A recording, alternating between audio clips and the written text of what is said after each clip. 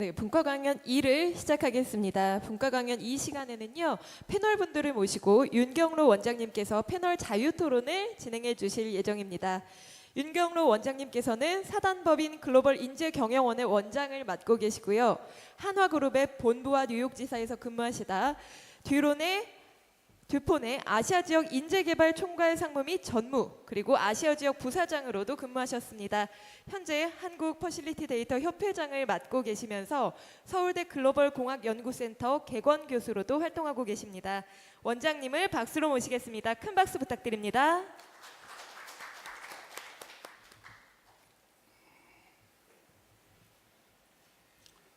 예, 안녕하세요.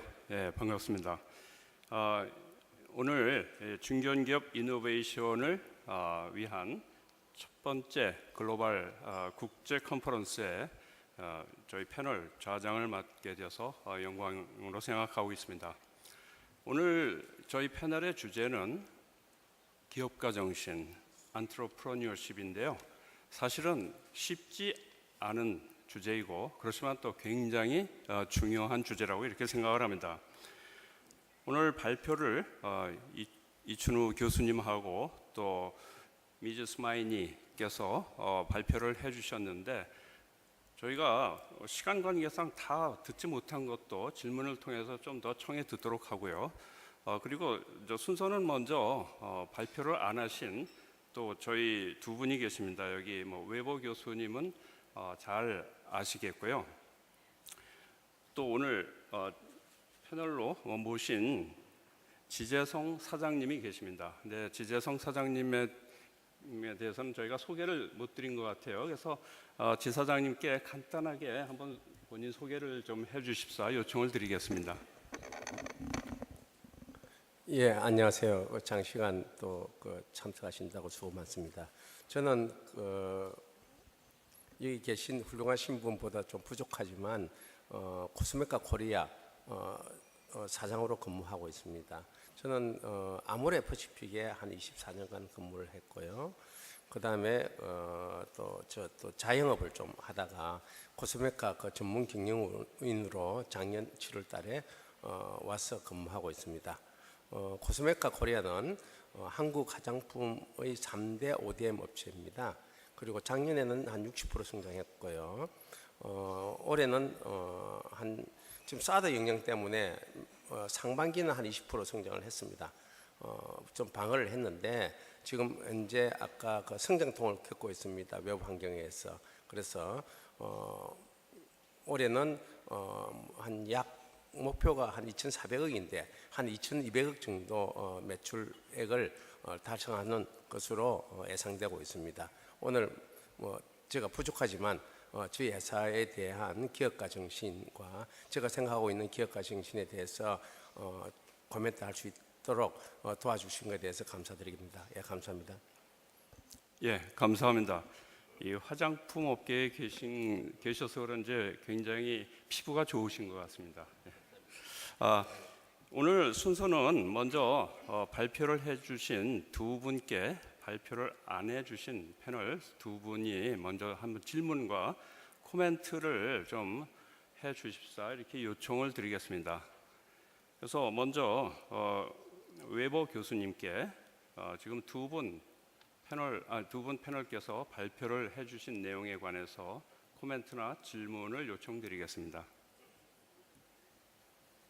Yeah, maybe. Sorry. Yeah, thank you so much. Thanks for your speeches, Dr. Lee, Mrs. Smaini. I have a comment and a question to Dr. Lee. You described the situation like all over the world where engineers are in love to their product. That's all over the world the same thing. So an engineering-driven company has a problem, has a chance, and it's brilliant to develop new products. But if it's going too far, if an engineer is beginning to be in love with his product, he is forgetting the customer, and to solve the customer's problem we in Germany have and you have it as well here. We have the problem of over-engineering. And how do you think is it to deal with that kind of problem, Dr. Lee? 네, 아주 좋은 질문 감사드립니다. 제가 살펴봤던 케이스를 한 두 가지로 말씀드리면, 하나는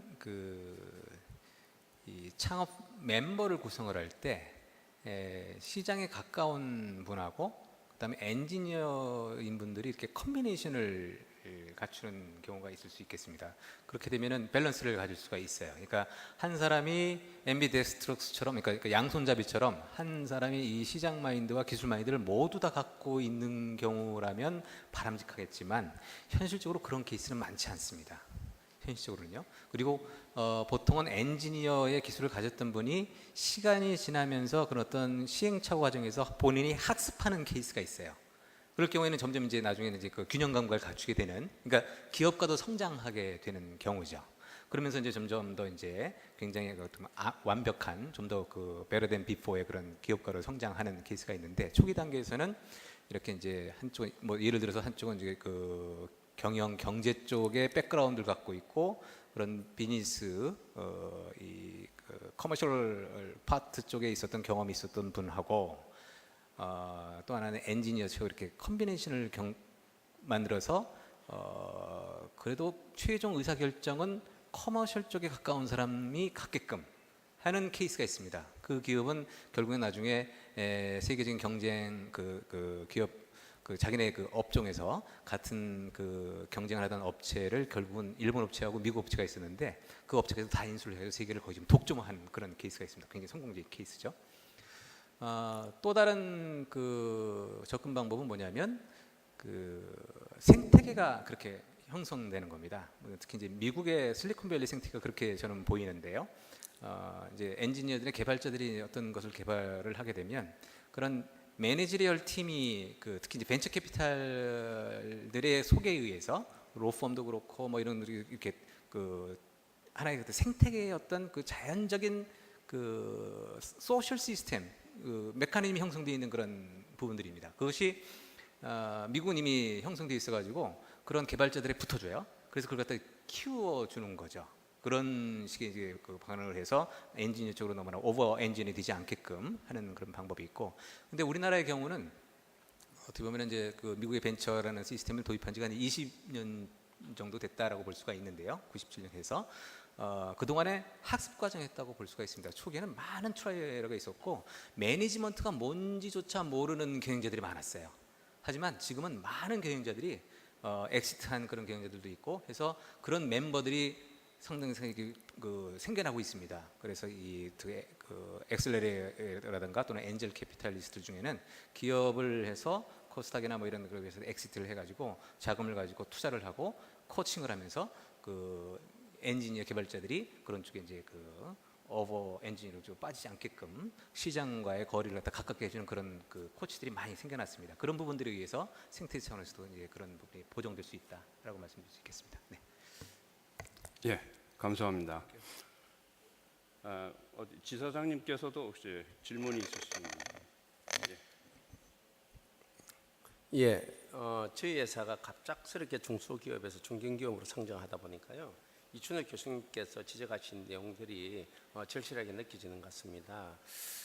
저희들이 이제 인원이 뭐 100명, 200명 되다가 갑자기 정직원만 한 470명이 되고 인력을 매년 70명, 매년 80명을 뽑다 보니까 문제가 뭔가 하면 시스템이 부재돼 왔거든요. 옛날에는 과거에는 조직도 작고 여러 가지 인력들이 다양하지 못하기 때문에 일사불란하게 움직였던 것이 이제는 인력이 늘어나고 또 다양한 또 외부 경력 사원들이 옴으로써 서로 코스메카에 대한 문화도 이해를 하지 못하고 업무 스타일도 같이 동질이 되지 않다 보니까 시스템의 필요성이 굉장히 중요했고 또 인력 풀이 약하다 보니까요.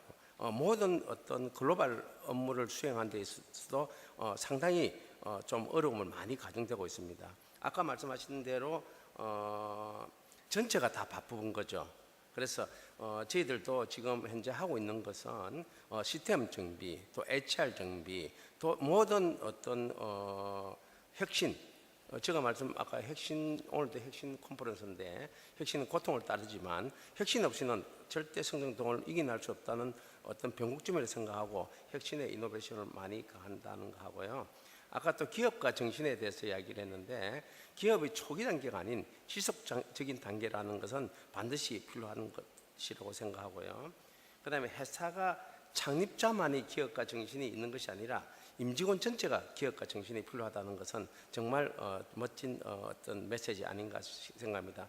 저도 몽골의 징기스칸 경영을 저도 많이 듣고 배웠는데 일맥상통한 이야기가 아닌가 그렇게 생각해 봅니다. 예, 좋은 말씀을 해주시고 저희도 회사에 가서 어떻게 하면 성장통을 극복할 수 있는 방안을 수립해 가지고 좀 더 성장의 어떤 변곡점을 넘어서서 성장의 길로 가도록 노력하겠습니다. 감사합니다. 예, 감사합니다.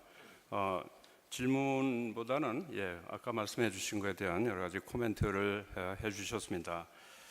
저희가 그 발표를 안 하신 두 분께 좀 하나 더 질문을 좀 드려보도록 하겠습니다.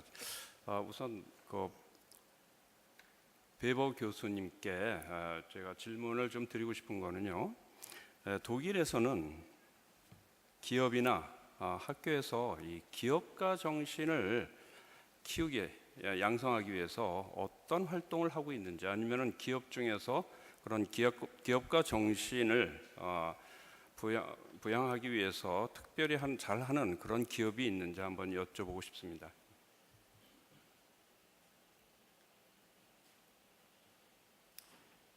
Well, I confess that the German situation is similar to the Korean situation. Thank you, Mrs. Smaini, for your database. And Germany has, we saw it on your slides, has a similar entrepreneurial spirit among the younger generation than Korea.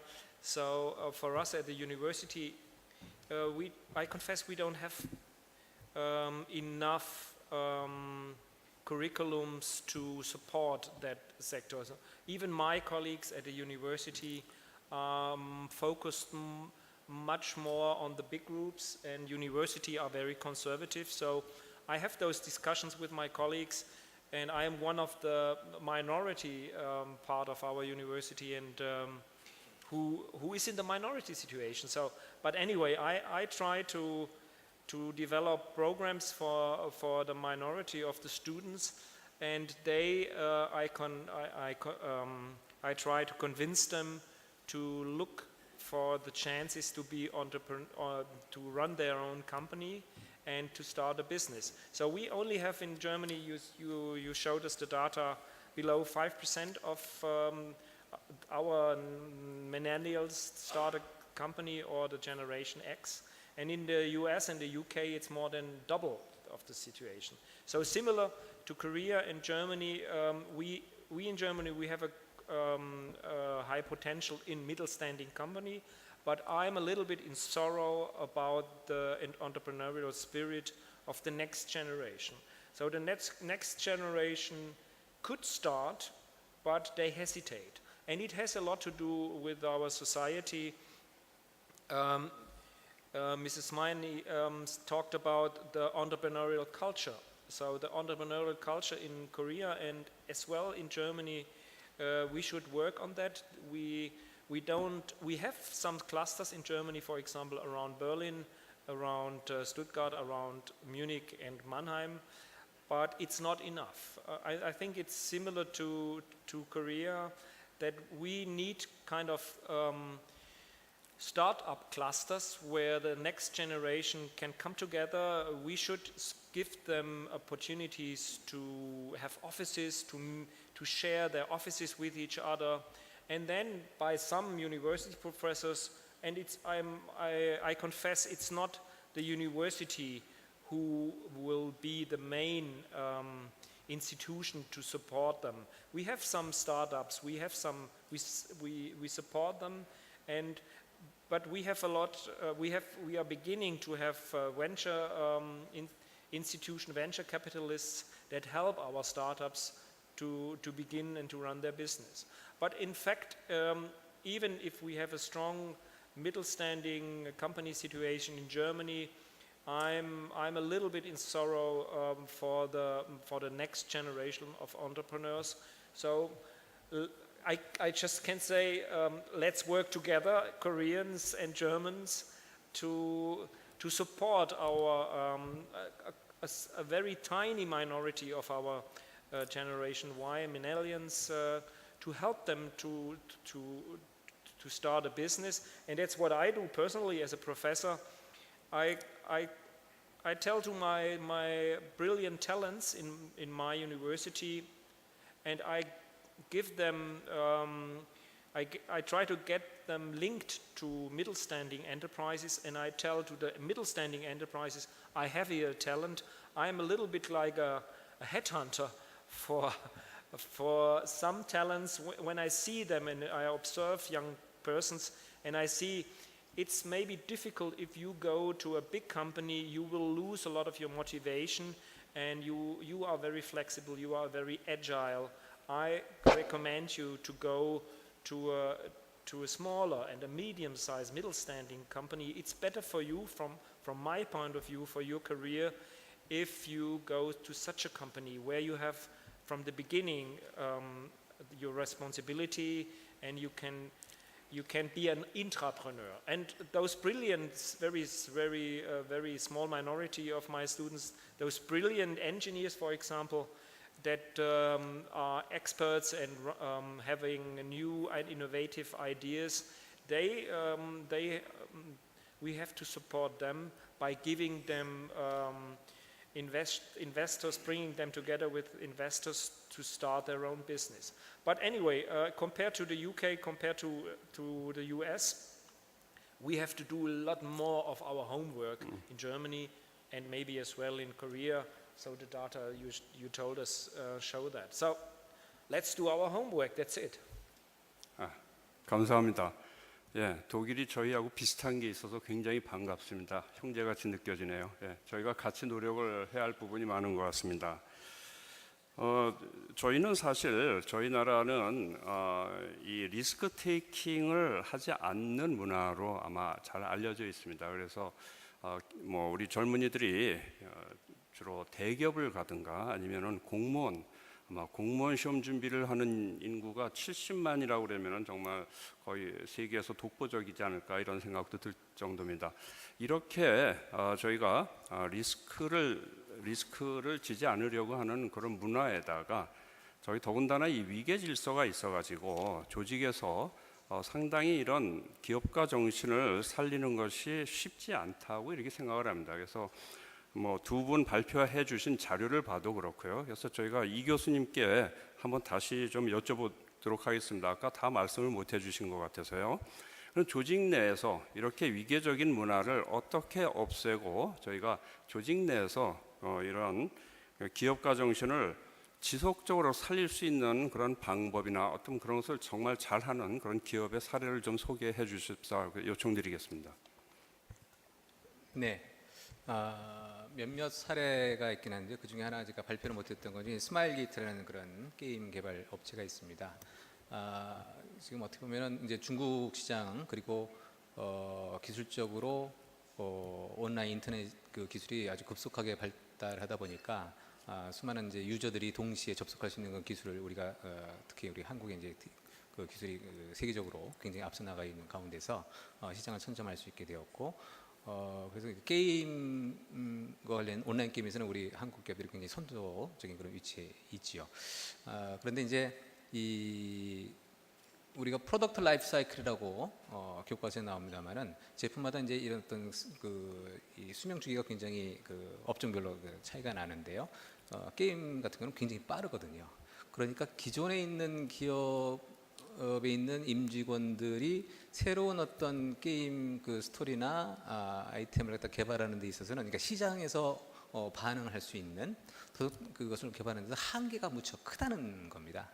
그렇기 때문에 어떻게 하냐면은 오픈 이노베이션의 어떤 그런 방법을 쓰는 거죠. 그래서 이 어떤 그 게임과 관련된 스토리와 어떤 그 색감이라든가 캐릭터라든가 이런 그 센서티브한 것들을 기존 직원들이 하나의 어떤 제너레이션이라는 그런 측면에서의 어떤 한계가 있기 때문에, 무슨 얘기냐면 여기 계신 분들도 마찬가지입니다. 자기 제너레이션에서의 또래에서의 어떤 커뮤니케이션의 감각은 있지만 자식들 세대 그뿐 아니라 뭐 5년, 10년 아래만 내더라도 서로 다르거든요. 서로 이게 그 마인드가 다르고 스키마가 다르기 때문에, 그래서 그 세대들에 의해서 게임 스토리와 게임의 어떤 컬러와 뭐 이런 것들 갖다 이제 그 개발하게끔 하는 것을 공모를 해서 자체적으로 이 그 오렌지 팜이라는 것을 갖다 운영을 하고 있습니다. 그러니까 그 지원을 하게끔 하고 그걸 개발하게끔 하는 거죠. 거기에 이제 펀딩을 해주는 겁니다. 펀딩을 해줘서 그 다음에 린 스타트업이라고 해가지고 아주 작게 트라이를 시장에서 이제 너킹을 해보는 거죠. 그러니까 무슨 얘기냐면은 거기서 이제 그 커지는 거는 반응이 온다라는 건 이제 집중 투자를 해서 살려나가고, 그렇지 않은 것은 또 이제 접고 하는 것을, 그러니까 우리가 이제 이노베이션 해가지고 반드시 우리가 임직원에 있는 그러니까 내부에 있는 그 종업원들만이 기업가 정신을 가져야 된다라는 그런 발상 자체도 기업가 정신을 어떻게든 위배되는 거죠.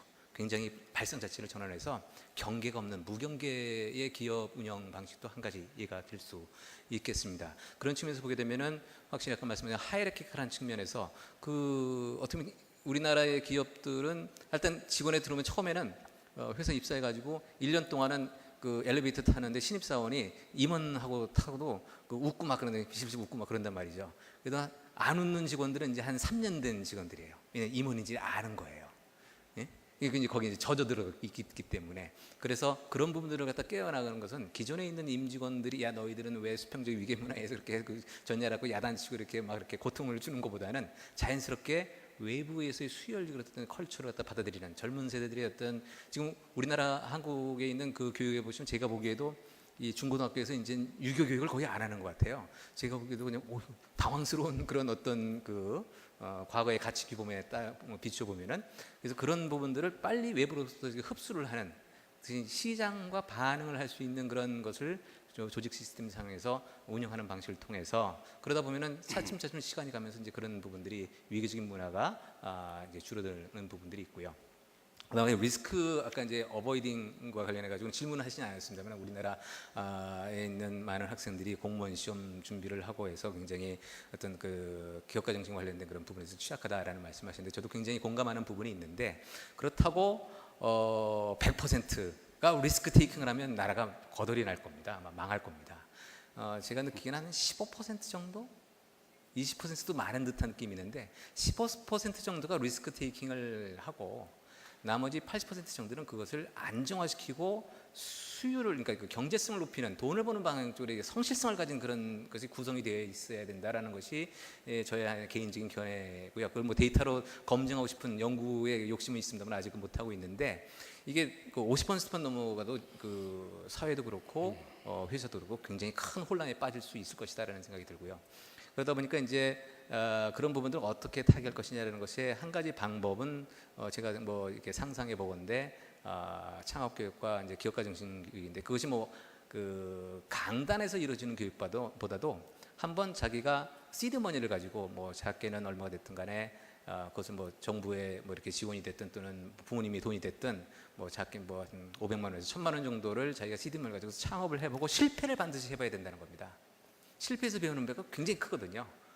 그것을 해본 경험을 가지고 그 다음에 이제 입사를 하거나 공무원을 가거나, 이제 공무원을 가보면은 이제 재미가 없거든요.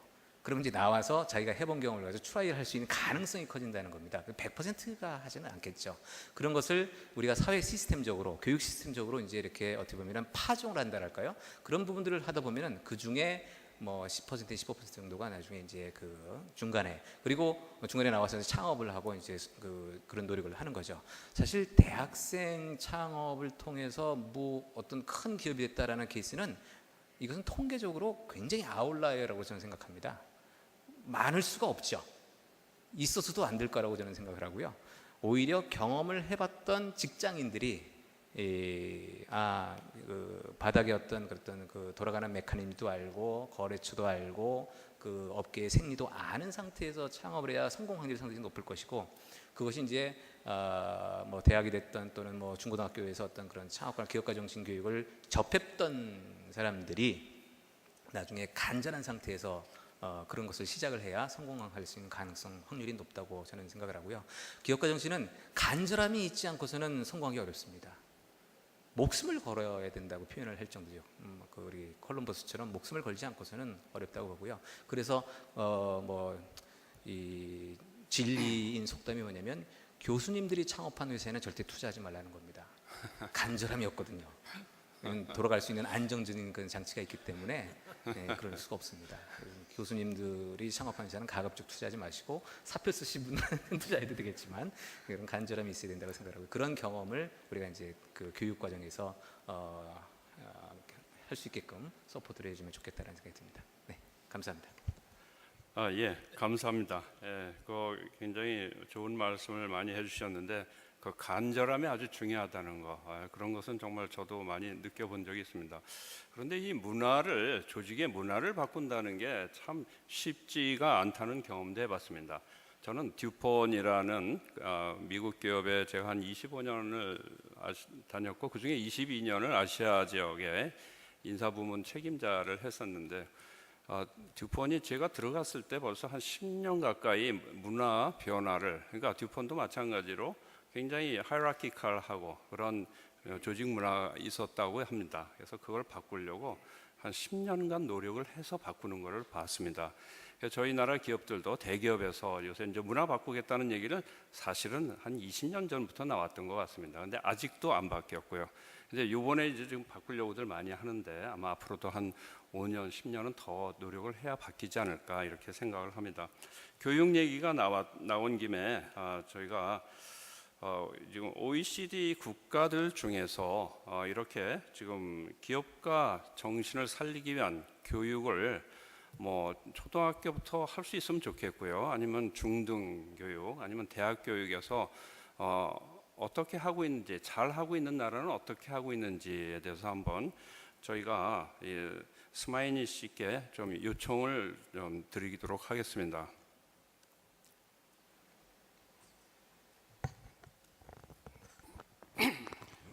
Yes, I think entrepreneurial education has seen various initiatives across OECD countries, which are mainly focused at the university level, undergraduate and graduate level.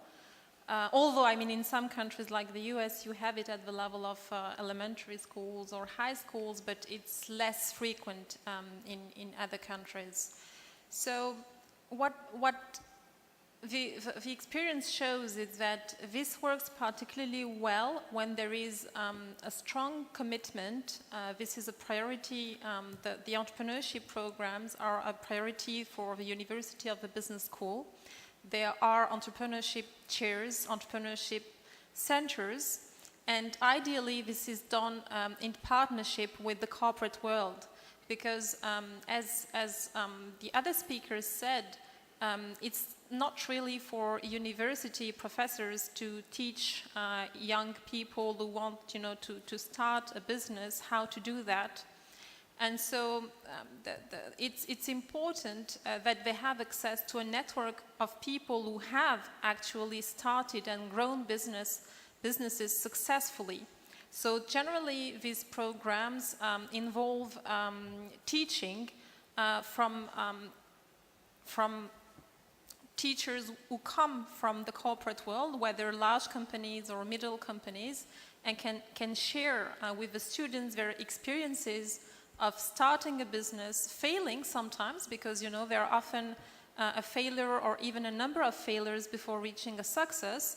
The lessons that they have learned from these various experiences, and also give them access to have answers to the questions for those who want to start businesses and to grow them. So the first thing this does is create an interest for being an entrepreneur, having these people coming from companies who have been entrepreneurs are growing companies helps them think about it more. And you also have a lot of examples of awards. So you have large companies or what would be here middle standing companies and are in other economies called mid-cap or mid-corp, partnering with the universities or the business schools to give an award every year to the students which will have the best startup project. And this is another important fact, which is that it should not only be about teaching. So it's important to teach the skills, because if you want to start a business, you will need some skills, and particularly small business management skills. You will need to have planning skills, business accounting skills, strategy skills, decision making, opportunity identification. But you will also need to have access to a network. So what these awards system do is that I will not give names, because then I will favor a program compared with another one, but the large company will organize a competition through which the students will generally gather, like you have a group of students getting together to start a business, and they come up with an idea, and they have access to a network of people across the company to help them to try ideas, etc. And then the project which is considered the best project receives the award. But I would say, so for those who won these competitions, which are organized jointly by the universities and the companies, it is visibility, because they can say we have won this award. Generally, it's also access to funding, access to people. But for the others who have not won, they have still gained some skills, they have still started having some ideas. So what's important here is that there should not be something like university to learn and then you work. Actually, in a lot of OECD countries, businesses are now started during university. So you have students who start businesses while they are studying, and then when they get out of their programs, they have already started the business. Some of them have grown it. Perhaps they have failed, but they have learned something from it.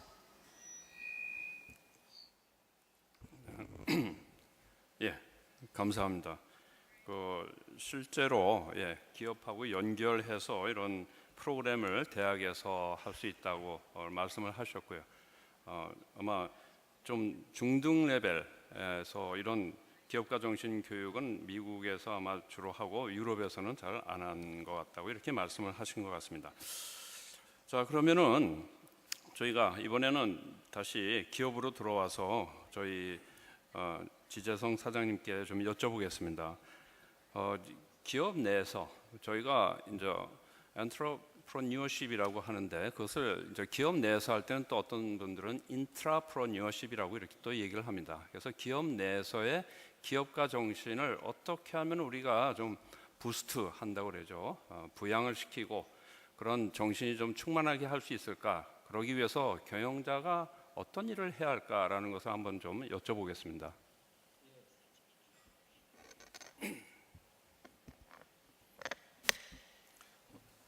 예, 그래서 저는 사례를 중심으로 말씀드리는 게 더 낫다고 생각합니다. 저희들의 기업가 정신에서 중요한 것은 저희도 기업의 미래 발전을 위해서는 모든 역량을 모든 분야에 집중할 수가 없는 것 같습니다. 그래서 저희들은 선택과 집중이 필요하고요. 그 다음에 회사는 좀 잘할 수 있는 것은 글로벌 R&D, 아까 말씀하신 마케팅 전략, 또 저희들은 ODM 회사이기 때문에 생산 전략에 집중해야 되고요. 그 다음에 부족한 부분은 외부 전문가에 맡기는 지혜가 필요합니다. 그래서 저희들은 사내 생산 시스템이라든지 그 다음에 물류 이런 것들은 팩토리 인 팩토리 개념으로 사내 벤처를 육성하여 기업가 정신을 하고요. 그 다음에 모든 저희들 제품을 다 하려고 그러니까 투자비하고 모든 어떤 기술 집중이 필요하기 때문에 다양한 회사들을 전략 협력업체로 이끌어 가지고 같이 생산 네트워크를 한다든지, 또 안 그러면 오픈 R&D를 또 한다든지, 이렇게 함으로써 산업 벤처와 함께 고민하고 또 사내 벤처와 전략업체와의 같이 공동 성장을 이루는 시스템으로 추진하고 있습니다. 특히 R&D 부분에는 오픈 앤 글로벌 R&D를 추진하여 개발 비용을 절감하고 또 개발 속도를 높이고 또 그리고 개발 원천과 다양화로 R&D 효율성과 효과성을 제고하는 것이 필요하다고 생각됩니다.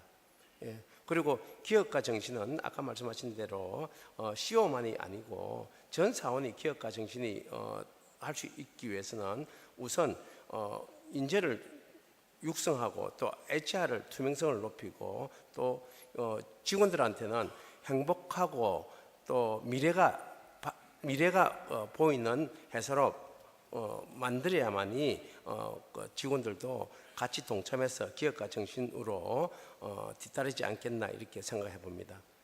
예, 감사합니다. 예, 감사합니다.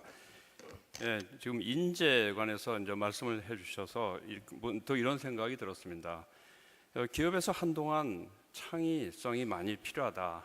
그래서 창의적인 교육을 많이 시키고 그런 적이 있습니다. 그런데 실제로는 뽑을 때 너무 규격에 맞는 사람들만 뽑아놓고 교육을 아무리 시켜도 과연 그 규격에 맞춰서 들어온 사람들이 창의적이 될까? 그래서 사실은 저희가 이 선발하는 과정을 정말 필요한 창의성이 필요한 인재가 많이 필요하다 그러면은 아예 그런 인재를 실제로 뽑을 수 있도록 이런 채용 시스템, 선발 시스템을 좀 가져가는 게 좋지 않을까 이런 생각도 좀 해봤습니다. 저희가 뭐 여러 가지 아까 또 우리 OECD 데이터를 지금 사실 이 스마이니 씨께서는 이 폴리시 어널리스트로 이렇게 되어 있으십니다. 그래서 여러 가지 정말 좋은 데이터를 많이 저희한테 보여주셨는데요. 이제 그 중에 하나가 어떻게 보면은 이제 뭐 저희가 이런 기업가 정신을 부양하기 위한 그런 정책적인 뭐 배려가 필요한지 이런 부분에 대해서 한번 다시 좀 여쭤보겠습니다. 우선 지사장님께 저희가 과연 기업가 정신을 좀 더 우리 사회 또는 기업에 부스트할 수 있도록 어떤 그 정책적인 배려가 뭐가 필요할까요?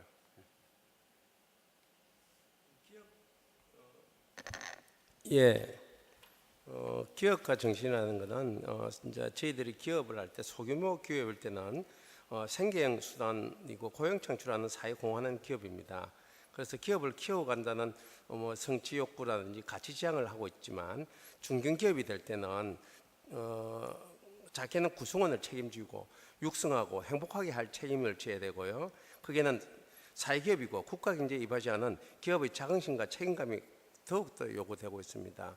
중요한 것은 국가에서 지원하는 것도 중요하지만 본인 기업가 스스로가 이런 조직원과 사회적 책임을 다하는 그 자세가 더 우선 필요하다고 생각됩니다.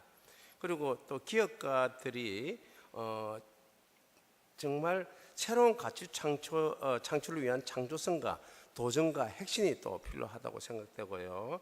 그다음에 기업가들은 굉장히 합리적이고 객관적인 의사결정의 어떤 민첩성과 또 다양한 사회적 네트워크를 통한 리더십이 필요하다고 생각합니다. 우선 그리고 아까 말씀하신 대로 기업가는 긍정적이고 모범적인 삶을 필요로 하는 것이 네 가지 그 기업가 정신이라고 저거는 판단되고요. 그다음에 국가적으로 또 기업가 정신을 가지는 기업을 중소기업하고 중견기업을 하시는 분들을 존경하고 우대하는 시스템이 필요합니다. 그리고 우리 학생들이 전부 다 공무원하고 그다음에 전부 다 대기업만 가는 그런 시스템보다는 중견기업에 오고 중소기업에서 자기의 모든 어떤 역량을 발휘하고 훌륭하게 키울 수 있는 어떤 그 시스템 변화가 좀 필요하고 또 적극적인 또 그거에 대한 홍보 또 그다음에 또 우대 정책이 좀 필요하다고 생각합니다. 예, 감사합니다. Yes. You have a question? Yes, please.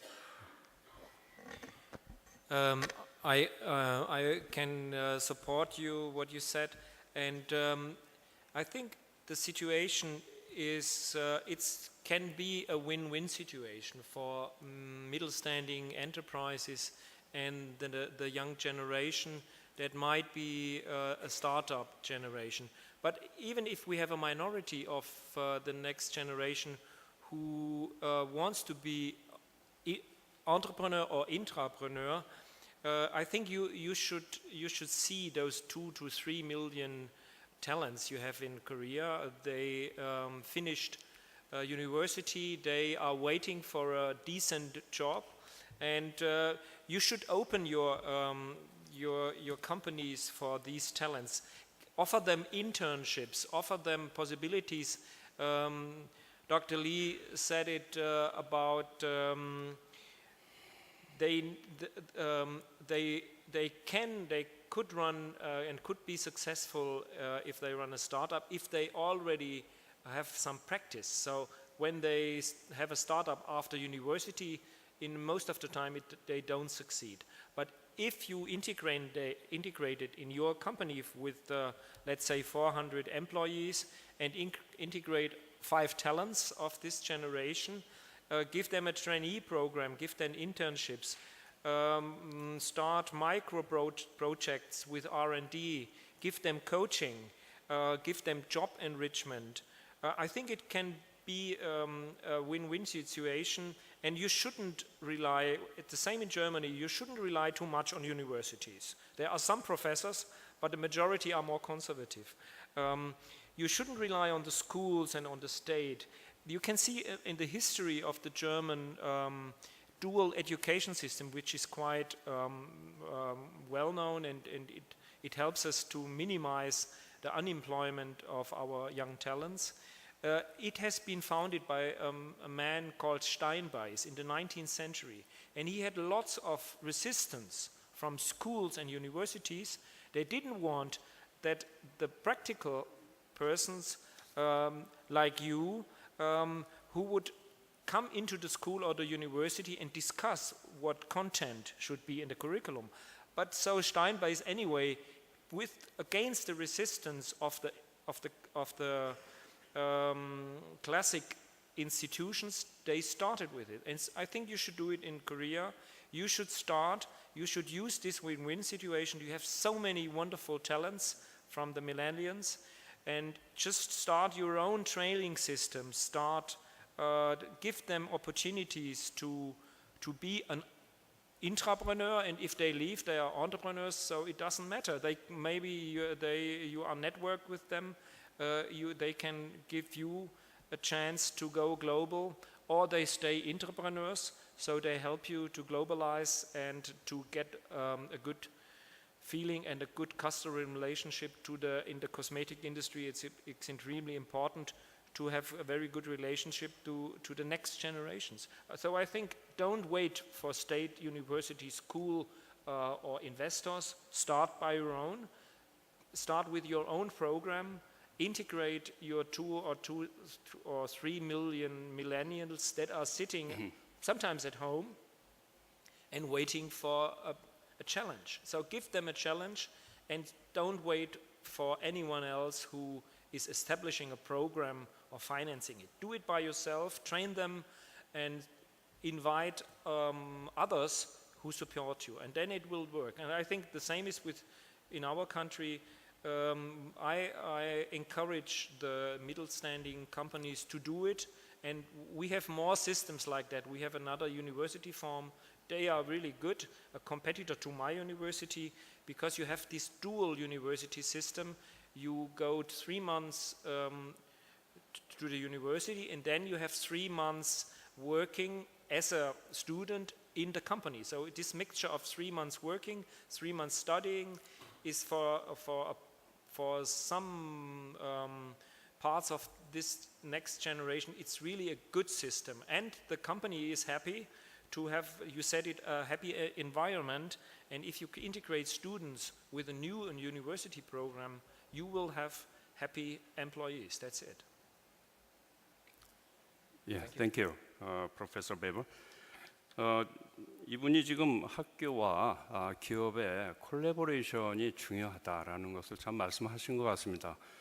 저희도 그것을 좀 잘 알고 학교에서도 알고 있는 것 같은데 잘 쉽지는 그렇게 잘 안 되는 것 같습니다. 저도 한양대학교에서 특임 교수가 뭔지 잘 모르지만 하여튼 그걸 맡고서는 같이 뭐 교육도 하고 있습니다. 그런데 한양대학이 가장 창업을 잘하는 그 학교로 되어 있는데 그 이유가 바로 그 기업하고 직접 그 동문들 기업하고 연결을 잘 시켜줘서 그런 것 같습니다. 그래서 저희가 이런 기업가 정신을 좀 더 사회 또는 사내에 좀 더 활성화시키려면은 그런 대학과의 콜래보레이션을 좀 더 우리가 생각을 해볼 수 있을 것 같습니다.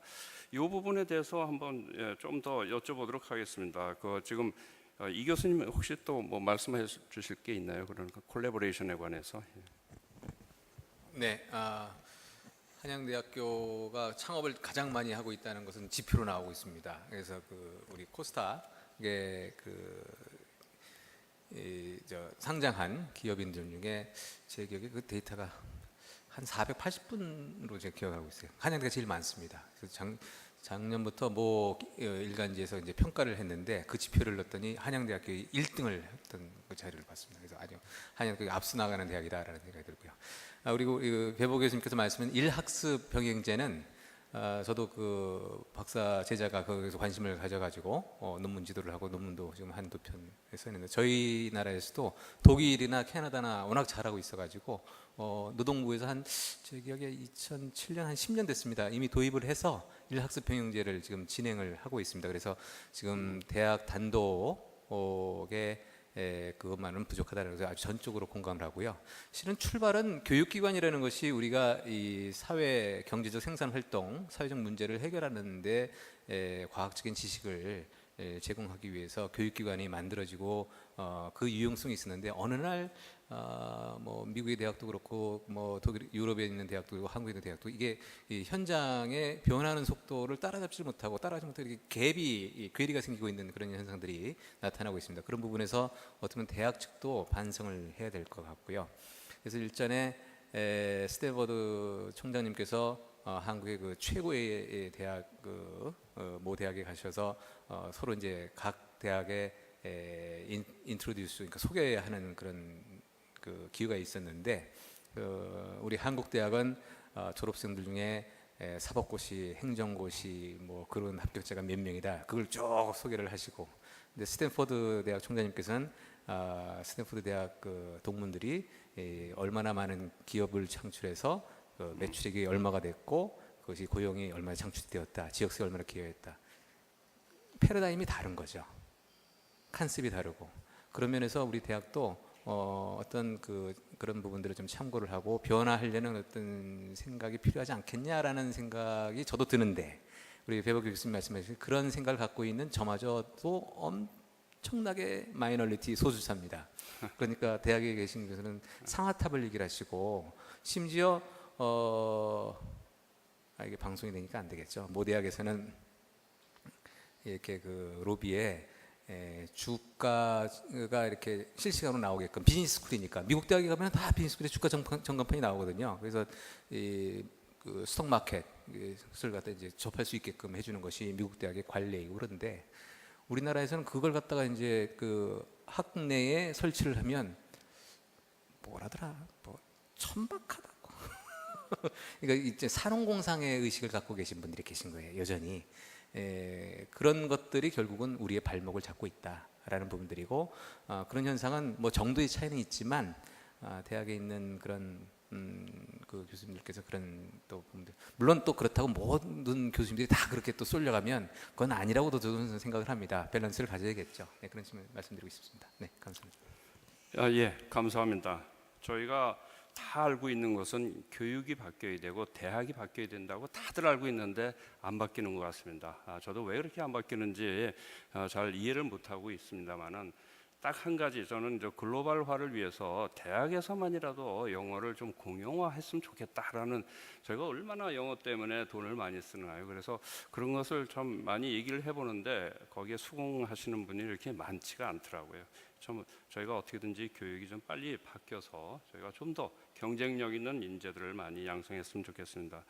저희가 한 질문만 더 드리고 또 여기 플로어에 계신 분들께 질문할 좀 기회를 드리겠습니다. 한 가지 제가 질문드리고 싶은 거는 저희가 지사장님께 지금 아까 잠깐 휴식 시간에 말씀을 나눴더니 글로벌 스탠다드로 만드는 그런 과정이 참 쉽지 않았다. 기업에서요. 그러니까 거기에 대한 경험을 한번 좀 간략하게 좀 공유해 주셨으면 합니다. 예, 저는 아모레 퍼시픽에 있으면서 아시아 화장품의 중심이 되는 회사이고 가장 선진된 어떤 시스템을 배웠다고 자부해 왔습니다. 그런데 이번에 코스메카 코리아의 전문 경영 CEO로 있으면서 느낀 점은 저희들이 이제 국내 화장품 시장은 지금 침체되어 있고 또 성장의 기로가 없습니다. 그래서 저희 회사는 지금 글로벌 역량을 집중해 가지고 수출 중심으로 많이 지금 진행되고 있습니다. 그래서 수출이 작년만 해도 한 80% 성장을 했습니다.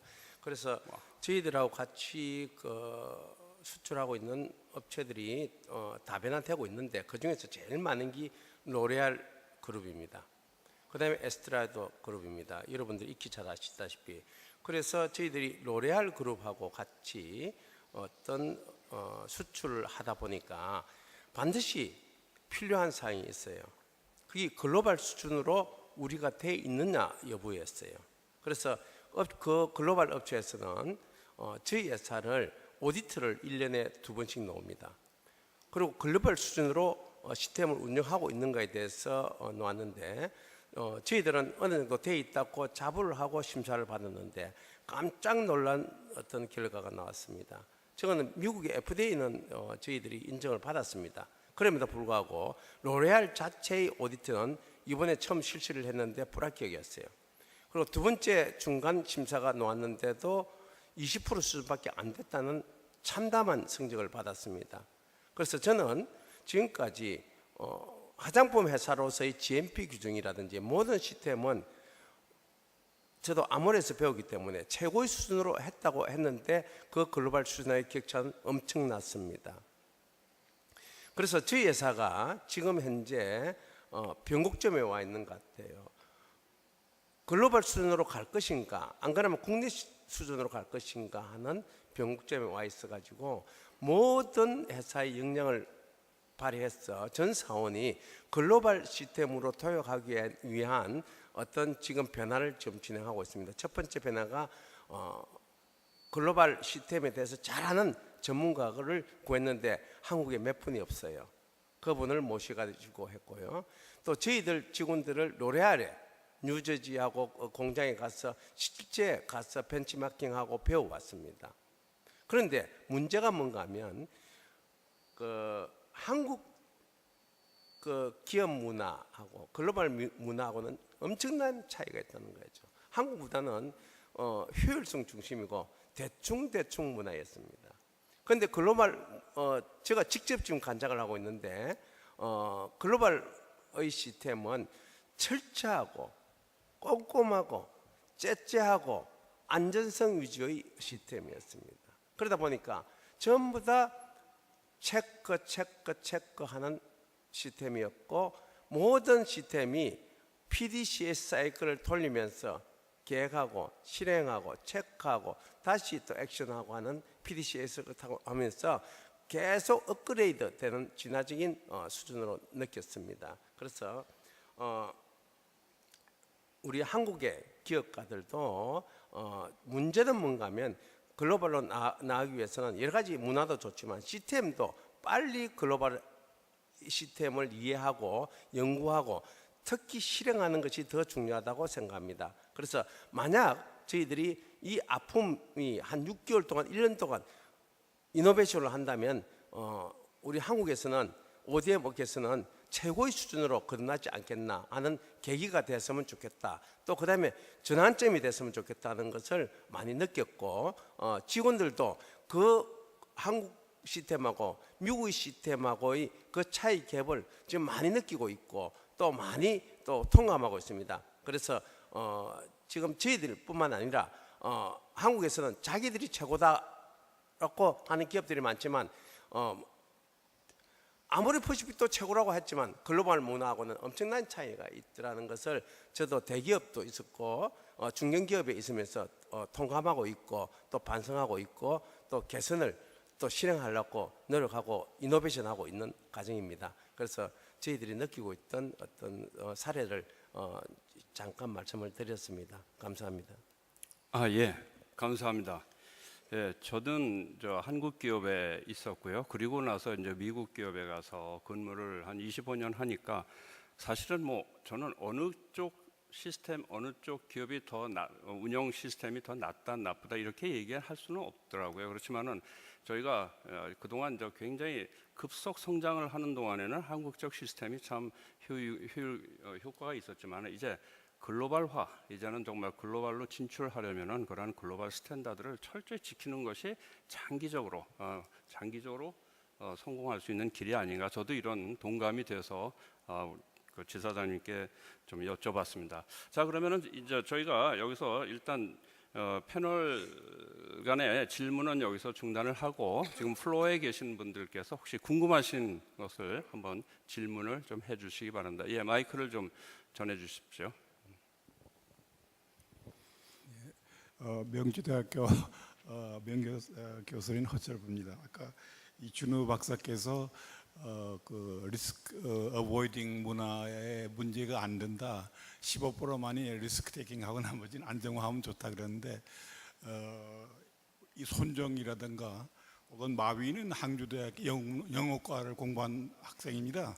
그럼에도 불구하고 세계적인 기업인으로 성공했는데 한국은 우수한 인재가 창업을 안 할 뿐만 아니라 중견기업이나 중소기업이 아무리 좋아도 가지 않으려고 하는 문화가 있는데 이 문제를 어떻게 해결하는가.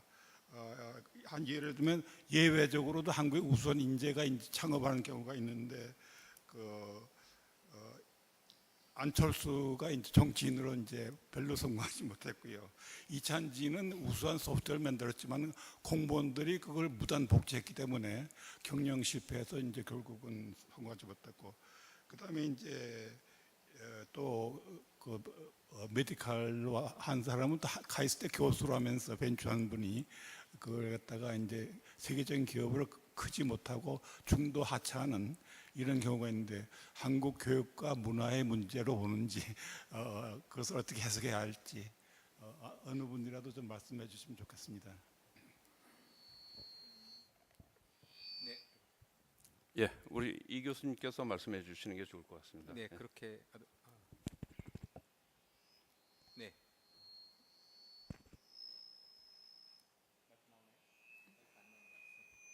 마이크 나오나요? 됐습니다. 네. 네. 뭐 15% 정도는 그냥 제 개인적인 감입니다. 그동안에 연구를 해오면서 말씀드리는 거고요. 그러니까 뭐 50%가 넘어가면 이거는 앙트로프로십이라기보다는 일종의 레볼루션 상태가 될 거라는 생각이 들어서 지금 말씀을 드린 거고, 지금 말씀하신 것처럼 이 대학생 내지는 대학원생들의 창업 현상이 우리나라에서도 있었죠. 20년 전에 있었습니다. IMF를 계기로 해서 있었습니다.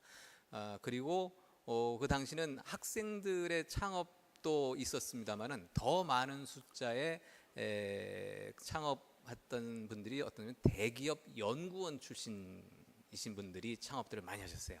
그때 왜냐하면 IMF로 해가지고 구조조정이 일어났습니다. 엄청나게 아주 우수한 인력들이 벤처로 일종의 그때 테헤란 밸리라고 했죠. 막 쏟아져 나왔었습니다. 그리고 동시에 당시 또 아직 학습되지 않은 우리나라의 투자 문화에서 묻지마 투자라는 게 이른바 일어났었습니다. 그래서 그 당시는 진짜 흥청망청이었다라고 할 수 있을 정도로 저도 그 안에서 관찰을 많이 했는데요. 그러니까 돈을 벌 수 있고 우수한 인재가 당시에 투자되면서 우리나라에 특히 이제 전 세계적으로 반도체뿐만 아니라 통신 분야에서 굉장히 많이 앞서갈 수 있었던 계기가 있었습니다. 두 가지 축이 있어야 된다고 생각을 합니다. 하나는 우수한 인력과 그 다음에 기업가 정신에서는 역사적으로 볼 때 골드러시라고 하는 것인데요. 그만 리스크 테이킹하면 그만한 그 혁신 성과에 대한 보상이 이루어지는 그런 인센티브 시스템이 그 제도적인 측면이나 또는 문화 관행적으로 인정이 되어야 된다라는 겁니다. 그것을 우리는 경험을 했었습니다. 굉장히 어떻게 보면 그 당시 이스라엘의 그 정부 관리뿐만 아니라 전 세계에서 부러워할 정도의 어떤 그런 붐이 있었죠. 근데 그것이 우리나라에서 갑자기 그냥 훅 꺼지기 시작했습니다. 그 도덕성의 잣대를 대기 시작하면서 훅 꺼져가지고 지금 벤처와 관련된 그런 업계에서 하이테크놀로지 스타트업 이런 분야에서 그 세대가 끊겨버린 상태가 발생을 했습니다. 그러니까 이 현재 우리가 그것을 잘 하지 못하고 있는 이유 중에 하나는 대기업을 중심으로 특히 이제 삼성전자를 중심으로 한 이 부분들이 상대적으로 잘 운영되고 있기 때문인 거죠. 어떤 간절함보다는 좀 더 안정적이고 할 수 있는 곳에 갈 수 있다라는 그런 측면이 있다 보니까 당연히 그거는 개인 입장에서 보게 되면 경력의 선택 측면에서 보면은 좀 더 확실한 게임을 하려고 하는 것은 인지상정이라고 볼 수 있겠습니다. 그러니까 어떤 개인적인 측면에서의 문제점이라기보다는 사회 구조적이고 문화적이고 역사적인 맥락 속에서 우리가 접근을 하고 해석할 필요가 있다라는 생각이 들고요. 만약에 또 다시 그러한 측면의 어떤 그런 역사적 사건이 발생하면 또 그 대학생들이 크게 창업을 할 것 같은데 요즘 그런 측면이 없지 않아 있습니다. 취업이 너무 안 되다 보니까 창업률이 대학생 창업률이 엄청나게 늘어나고 있어요. 물론 그 성공률은 그다음 문제이긴 한데 뭐 매년 한 명씩만 성공을 해도 우리나라는 굉장히 크게 또 큰 그 성공한 창업국가 될 수가 있겠습니다만은 그 확률이라는 것은 나중에 이제 또 이제 그 살펴봤을 때 오히려 통계적인 확률보다는 케이스에 의해서 나올 것 같다는 생각입니다. 이스라엘도 저렇게 그 어떤 창업 측면에서 활성화된 측면이 뭐냐면 러시아의 붕괴를 듭니다. 그죠. 소비에트죠. 소비에트가 이제 붕괴되면서 수많은 러시아에 있었던 과학자들 특히 이제 그 유태인들이 러시아로 이스라엘로 들어왔고 또 이스라엘 그것을 계기로 해가지고 투자가 들어오고 또 실리콘밸리랑 연결이 되면서 굉장히 이제 그 저희보다 지금 앞서 있는 상태였던 창업 생태계로 구축하고 있는 거죠. 그런 측면에서 보게 되면은 중국도 과거에 어떻게 보면 우리 20년 전에 우리는 생태계 모델, 실리콘 모델을 하고 있다라는 것이고요. 개인적으로는 참 아쉽게 생각하는 것은 우리가 이미 가지고 있었던 이런 앙트로프너십의 그 아주 강력한 생태계가 최근에 와서는 수많은 이해관계자들에 의해서 좀 발목이 잡히고 있는 현상. 우리 아까 제가 좀 더 첨언을 하려고 했던 건 뭐냐면 우리 그 나이마 선생님께서 우리 한국의 어떤 그 여러 가지의 그 휴먼 리소스의 퀄리티라든가 뭐 이런 투자 부분이 굉장히 우수한데 이 퍼캐피타 측면에서 그 생산성이 굉장히 낮다라는 아주 좋은 데이터를 보여줬습니다.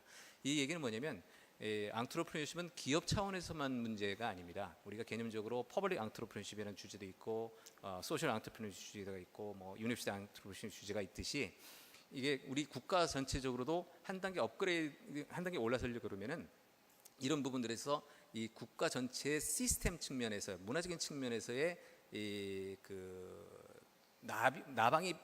나비가 되든 변태를 하지 않고서는 한 단계 올라설 수가 없습니다. 지금 그 단계에 있다고 저는 봅니다. 그러니까 특히 폴리티컬 시스템, 정치 시스템의 변화와 혁신이 굉장히 요구되는 상황이고 특히 행정 공무원 계속적인 어떤 앙트로프너십 그것이 이 퍼블릭 섹터에서의 앙트로프너십도 굉장히 필요하다라고 보는 생각이 들고요. 그런 측면에서 보게 되면은 우리가 이제 왜 그 대학생들이 안 가려고 하느냐?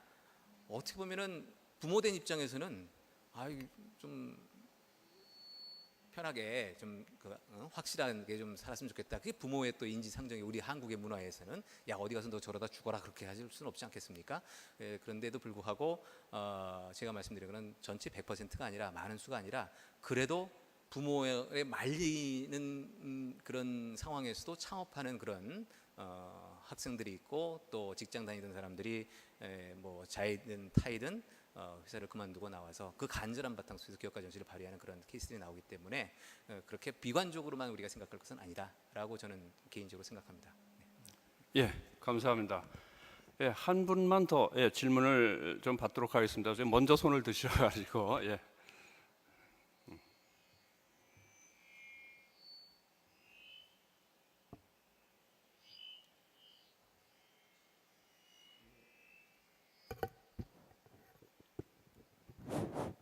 예, 오늘 잘 들었습니다. 저는 이제 우리 지 사장님하고 베버 교수님한테 묻고 싶은데요. 물론 이제 기업이 뭐 벤처 창업 이런 것도 물론 기업가 정신이 중요하지만은 중소기업에서 중견기업, 대기업으로 성장하는 과정에서 제가 생각할 때는 어떻게 보면 가장 중요한 게 경영권 승계 문제, 가업 승계 문제 이런 게 매우 중요하지 않. 그게 원활하지 않는 부분으로 해서 기업가 정신이 많이 위축되지 않는가 이런 생각이 들거든요. 거기에 대해서 지사장님의 뭐 주위에 많이 들었을 테니까 어떻게 생각하는지. 베버 교수님이 독일에서는 그런 문제, 가업 승계 문제, 경영권 승계 문제 이렇게 원활하게 잘 되는 걸로 알고 있는데 어떻게 해서 그게 잘 되고 그게 기업가 정신을 위축시키지 않는지 거기에 대해서 한 말씀 해주시면 고맙겠고요. 그 다음에 우리 이제 스마이니 우리 선생님께 하나 여쭤보고 싶은데 우리 기업가 정신은 뭐니 해도 기업가에 대한 사회적인 존중심, 존경심 이게 가장 중요할 것 같거든요. 그런 면에서 OECD 국가들 사이에 기업하기 좋은 나라 혹은 뭐 기업하기 좋은 환경, 기업가가 존중받는 정도 이런 거에 대한 뭐 분석 데이터 뭐 이런 게 있는지 그런 거 있으면 한 말씀 해주시면 고맙겠습니다. 예, 지사장님 먼저 말씀해 주시죠. 예, 죄송합니다. 제가 우선 기업가가 아니라서 저는 이제 전문 경영인으로서 이제 보는 관점에서 기업의 승계 문제는 한국에서 이제 많이 이제 대두되고 있는데 능력의 문제인 것 같아요. 어떤 자본을 물려주고 또 기업을 또 능력이 없는 분들을 자녀분들을 기업을 승계하는 부분들이 많은 것 같아요. 그래서 예를 들면 아모레퍼시픽의 경우에 서경배 회장님 위에 서영배 분이 계셨어요. 장남입니다.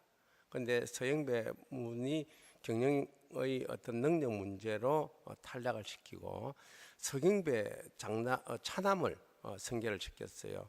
그래서 그분이 정말 선견력이 있고 예측력이 있고 미래 지향력이 있고 이노베이션 능력이 있기 때문에 아모레퍼시픽을 제가 있을 때 거의 무너질 뻔한 사례가 있었습니다. 90년대에. 그래서 야구단도 팔고 농구단도 팔고 모든 계열사를 팔으면서 선택과 집중을 해가지고 아모레퍼시픽이 제 7대 화장품 기업으로 성공시킨 그 사례를 통해서 볼 때 능력 중심의 필요한 사람이 같이 CEO로 남는 그런 풍토가 되어야지 그냥 잔자분이라 해서 아무 준비 없이 기업을 맡긴 거는 사회적 책임을 다하지 않고 또 현재 조직원에 대한 어떤 기업가 정신에서 제외되는 요소가 아닌가 이렇게 생각해 봅니다. 죄송합니다. 자세한 거는.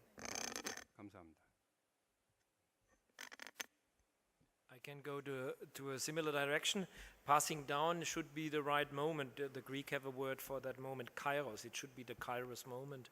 And sometimes it can be when the succession and passing down the management controls can be when the successor is just 25 or she is 25 or sometimes even older.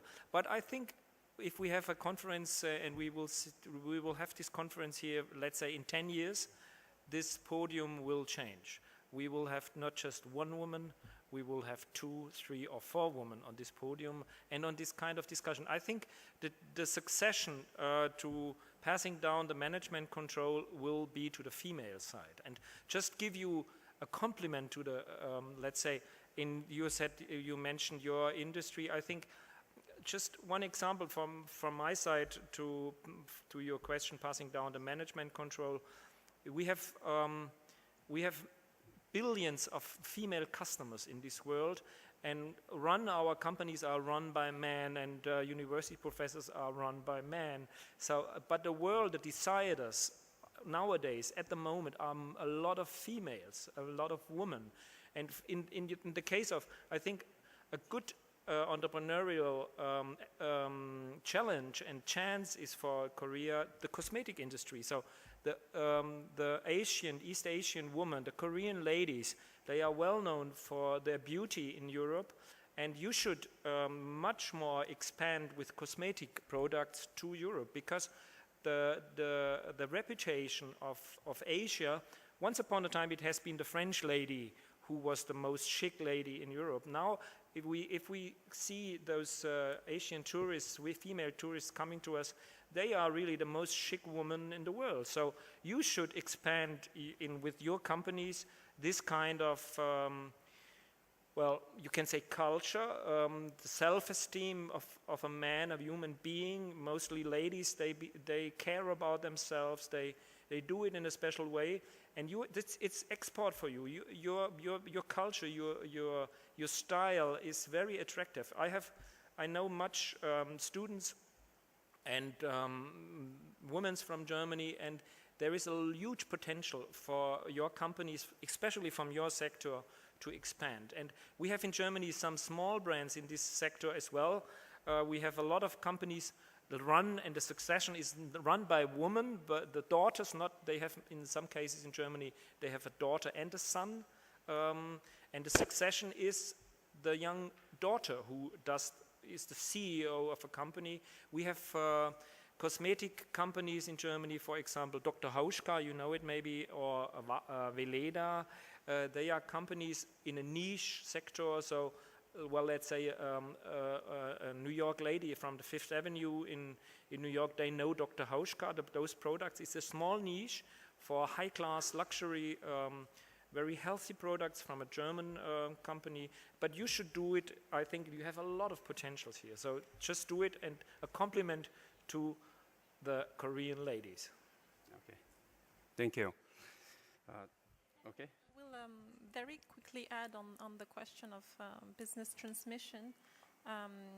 Just to say that this is a subject which has growing interest, because the OECD has received a number of requests from its members to do some research and studies about business transmission, and particularly on the SME side. So among OECD members, there have been lots of questioning on, how to make sure that this goes well, because it's a huge challenge for SMEs, and it can sometimes result in unwanted outcomes. And so we have received a number of requests, and this is something which is being considered. As regards data and research on the business environment, I would invite you to look at two publications. So the first one is the one I used for my presentation, which is the report Small, Medium, Strong, which we launched last May. I showed the figures about Korea, but it compares countries across the OECD region. So you will have data about all countries in the main report, and then you will have a country profile for all OECD countries in the end. So you will have data country by country. And so the OECD also has another report which is called Entrepreneurship at a Glance, which is a yearly publication, which also includes lots of data on entrepreneurship in the OECD countries. So if you are interested in the business environment and the business conditions, and what's the share of entrepreneurs in the countries? Who are these entrepreneurs, Are they young? Are they men? Are they women? What's their level of education? In which sectors are they deciding to start and to grow businesses? You're very welcome to have a look at these publications. They're available online. Thank you. 예, 감사합니다. 자, 이제 마무리를 좀 하겠습니다. 이 주제를 제가 받고서는 이 기업가 정신, 기업가가 어떻게 정의되어 있나 한번 찾아봤습니다. 근데 굉장히 좋은 정의를 하나 봤는데, 첫 번째는 기업가 정신, 엔트러프레너십이라는 것은 자기의 기업 아니면은 작은 기업을 많이 만들어내는 그런 정신이다. 그런데 그런 것이 이제 우리가 보통 알고 있는 그런 정의라고 생각을 합니다. 그런데 그것을 가장 많이 하는 나라는 이집트라고 합니다. 그래서 과연 그것이 다냐? 그게 아니고 기업가 정신은 실제로는 그 슈페터 학파에서 주장하는 것은 기업가는 이노베이터다, 이런 얘기를 하는 것 같습니다. 그래서 새로운 아이디어, 혁신적인 아이디어를 가지고 그것을 실행을 해서 훨씬 더 그 성장을 더 할 수 있도록 하는 그것이 기업가 갖고 기업가 정신이다. 이런 정의가 저는 가장 마음에 와 닿았습니다. 그래서 우리 중견기업이 이제 지속 성장하려면은 그러한 그 혁신적인 생각, 그런 기업가 정신이 조직에 많이 충만되어 있으면 앞으로 성장을 잘 하리라 보고 여기 계신 중견기업에서 모두 그런 기업가 정신을 많이 갖출 수 있도록 하시면 좋겠습니다. 오늘 이 패널에서 같이 참여해 주신 여기 네 분 패널들께 우선 감사를 드리고요. 지금까지 자리를 지키고 경청해 주시고 또 질문도 해 주신 여러 청중께 정말 감사를 드립니다. 오늘 패널 토의를 마치겠습니다. 감사합니다.